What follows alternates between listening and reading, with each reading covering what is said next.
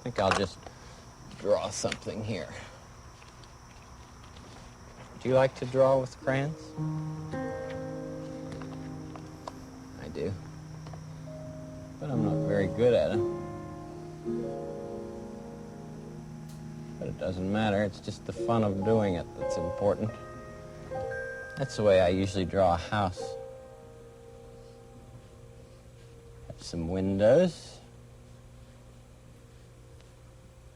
Have a window down here. Okay, ladies and gentlemen, boys and girls, that's how we start the videos around here. None of that what's up guys, smash the like bull. So, haven't done a video in a while, haven't needed to do a video in a while.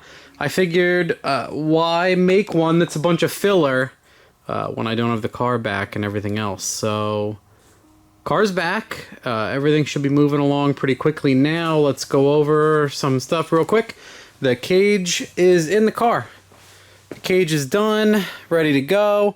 I trimmed the dash a little bit to get the dash in. I put my buttons and everything else back in. There's no carpet right now.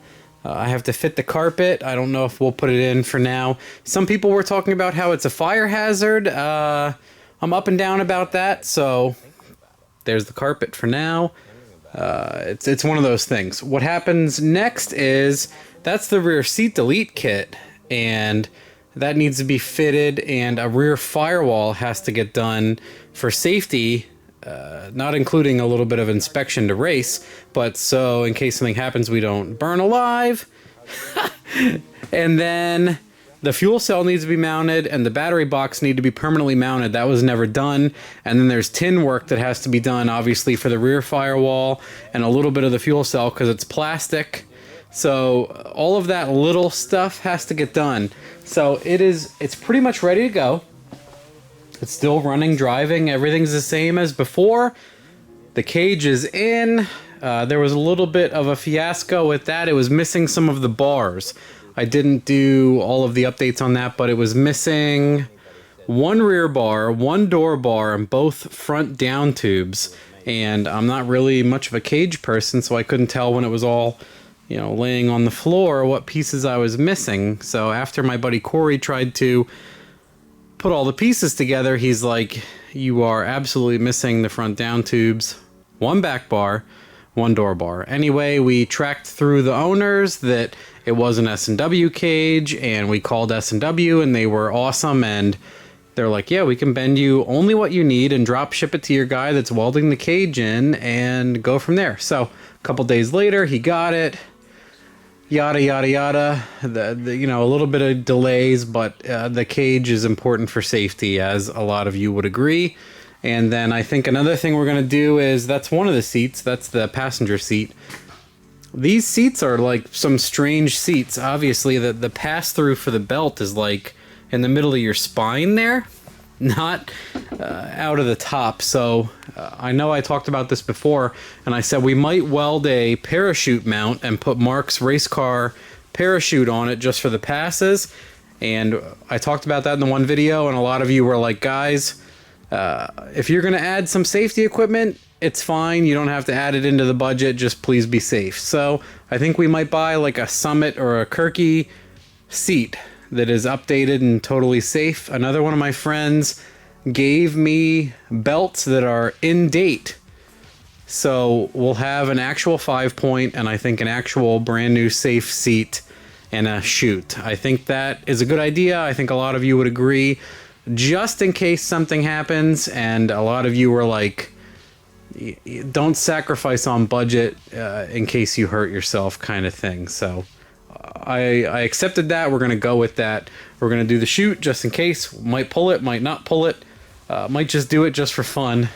You know, you don't need it, but it's nice in case something happens, obviously. And then safe seat and the cage in case we lid the thing at like $150.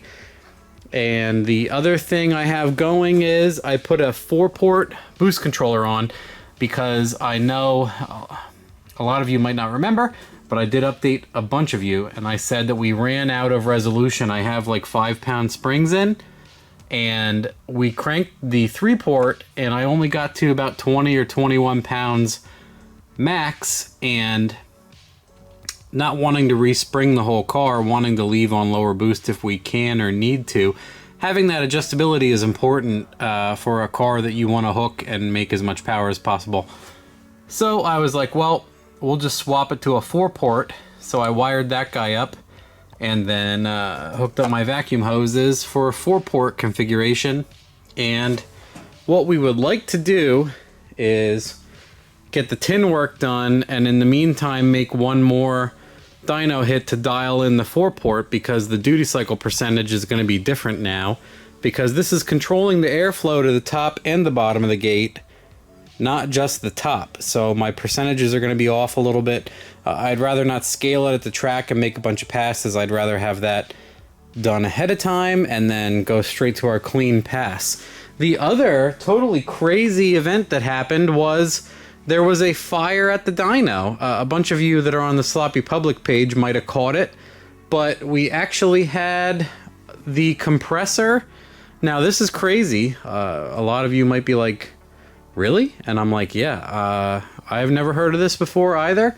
But apparently, like, maybe the relief valve opened up and the compressor just ran until it burned itself down and set fire to part of the building. So, awesomely enough, part of deal there caught on fire, and the fire department came out at like 1:30 in the morning.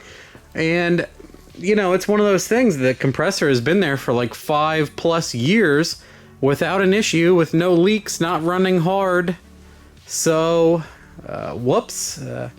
Man, that sucks for everybody. So that's a little bit of a delay. But luckily the car has made all of its shakedown hits on the roller.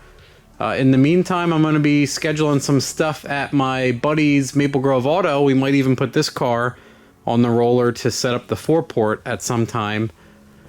Other than that, man, we're almost ready to go. But the fuel cell is not mounted. The battery box is not mounted. And it needs a rear firewall in case something happens. You know, a little bit of safety there would be nice. And we're thinking about pretty much 100% on a little bit newer seat, like a Kirky or similar, with the harness that is new and in date. So we would like to do that before we make the pass, also as a just in case something happens safety thing. So other than that, this thing's ready to go. Starts, runs, drives beautifully still. Fire's dead cold, awesome, no problem. Drives around. What I really need to do is, there is no wiring or bulbs even for these headlights. So I'm not sure what I want to do there. It definitely needs some sort of headlights going on. These are completely yellowed over anyway. The brake lights need to get hooked up. I got a universal brake light switch, and I got a 3-way switch and a flasher for the turn signals. So I'm going to start wiring that stuff up, but it's not as important as the rest of it and getting it to the track for me. So that stuff might sit for a little bit. Having this thing street worthy is not as important as having it safe and ready to make a pass, in my opinion. So that is basically, we're just waiting to make some passes, and all of the aforementioned, I told you. Tins and maybe getting it on the dyno for another hit or two. What I would really like to see is, we made about 730 on 20 or 21 pounds. It was picking up 30 horsepower per pound. What I'd like to do is back the ignition off a little bit and make 25 pounds. And if it continues that 30 horsepower per pound into the 25 pound range, it should be very easy to make a low 800 tire without much ignition, and that's how I would like to make our first passes, obviously, if you're not following along. So that would be nice. That would be ideal if I can make 25 pounds on a very low duty cycle percentage with the 4-port, and yada yada yada. So that's the update for the car. That's the G. This thing is just doing awesome. Everything's fine with it still.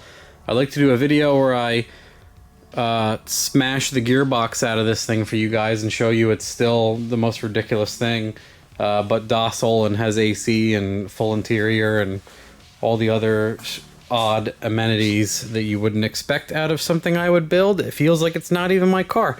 Pretty much probably why my wife drives it most of the time, to go grocery shopping and get her nails done. Anyway, this is still happening. The project is still viable. The budget is still well inside. I'm only about $8,300 into this on paper. Yes, I will release the spreadsheet when I'm done making small modifications to it. No, I'm not lying to you about any of the prices. If anything, if you've been following along with this series and you know me well enough, I explained this many times. I overspent on a lot of things just to make sure the budget wouldn't seem unrealistic, because I'm fairly good at this and I did not want it to seem unrealistic on paper. So on some things I bought like the, like War Performance and the throttle body. I'm like, oh, I'll just use that. And I didn't go with a bunch of cheap things on some things. We did aluminum downpipe and stainless when we could have just reused some muffler piping or whatever. So I hope you appreciate a little bit of padding there for you guys to get yourself, some stuff done. And then very, very excited to get this thing out to the track and make some test hits. Mark sure is also. I'm sure a lot of you are ready to see it make a pass as well as we are. So if there's anything you have questions for, let me know. Otherwise, watch some of the other videos. But we're in the home stretch. The car is back. The cage is done. It's safe, almost. It needs the seat and the tin work and blah, blah, blah. But we're closing in on the home stretch. So fairly soon we're going to be making some passes. And what's kind of neat about that is it's hot out right now. It's crap weather in our area as far as making passes. So if it can go fast in some crappy weather and it stays together, that would be incredible. And then the other thing is, I feel like the minute it does, I almost want to pull this long block and just park it. And I think in the next day or two, I might do a video where I might even pressure wash this guy just for fun, just to jinx myself. But clean this block with a pressure washer. And this is like a 06 with the better rods in it. I want to put the bigger camshaft that I have in this guy and prep it just in case something happens to this. Or if we go fast, I don't want to push it endlessly. I'd like to park it as a good combo, good engine, everything else. We can keep that guy as a spare. So good rods, a little bit bigger cam for testing, because once the car goes 8s, technically all the budget and constraints are off, and Holly would love to give me intake manifolds to test. What I really want to do is put this engine in and do the brand new VS Racing 88103 S400 big boy turbo with a little bit better rods and like the Holly intake and some other fun stuff, and swap stuff back and forth and make like 1100 horsepower. That would be incredible. That would be fun, obviously. And that would be where we would like to go. Like I said, we'd like to do staged upgrades. And then next, like I said, what will be pretty interesting is see how the converter and transmission does, because I almost would like to sell transmission, converter, engine as one complete package to somebody, and then have Cameron or someone build an 80E with a brake, and then swap the Holly out and do electronic throttle, 80E, and all of the stuff, and show you guys just more and more features with the Holly products. So that's the whole point of this relationship with them, is I don't have to spend the money to see if stuff's good or not. I can just show you if it's good or not, show you the capability. They're just going to show me the stuff, and I show you how to make it work. And that's, I think the partial fear is you buy all this stuff and you're not sure if it's good or if it works, or how to do it on your own. So if I set up a base tune with all their products and you guys can copy it, it's ideal for everybody. I get to see if it's worthwhile. You guys get to see if it's worthwhile. We get to use it. We get to see if it makes any power. I get to have fun with this piece of shit Mustang, all of the above. So that is our weekend update. If you guys follow old school Saturday Night Live, we're almost there. Like I said, home stretch.